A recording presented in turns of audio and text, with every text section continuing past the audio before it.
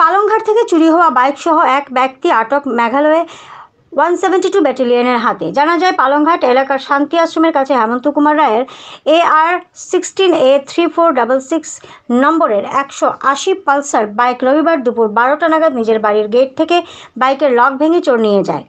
বাইকটি না পেয়ে বাইকের মালিক পালংঘাট থানায় চুরি সংক্রান্ত একটি মামলা দায়ের করেন। পরে পালংঘাট থানা বাইকের নম্বরটি নথিভুক্ত করে বিভিন্ন জায়গায় জানিয়ে রাখে। তারপর মেঘালয়ের উমকিয়াংয়ের 172 ব্যাটালিয়নের হাতে ধরা পড়ে বাইকটি। খবর পেয়ে সোমবার সকালে পালংঘাট থানা থেকে LNK জালাল উদ্দিন বরভূঁইয়া এবং SDC উজ্জ্বল কান্তি দেব সহ বাইকের মালিক ছুটে যান মেঘালয়। সেখানে গিয়ে বাইক সহ শাহজাহান হোসেন লস্কর নামের এক চোরকে পালংঘাট থানায় নিয়ে আসেন। থানায় চোরকে জিজ্ঞাসাবাদের পর চোরের স্বীকারোক্তিতে জানা যায়, চুরি হওয়ায় আরও বাইক মেঘালয়ে রয়েছে। তাই পালংঘাট থানার IC ও সোনাই থানার OC সহ কাছাড়ের জেলাশাসকের নেতৃত্বে সোমবার রাত 1টার সময় আবার চোরকে নিয়ে মেঘালয়ের উদ্দেশ্যে সোমবার রাত রওনা হয় পুলিশ।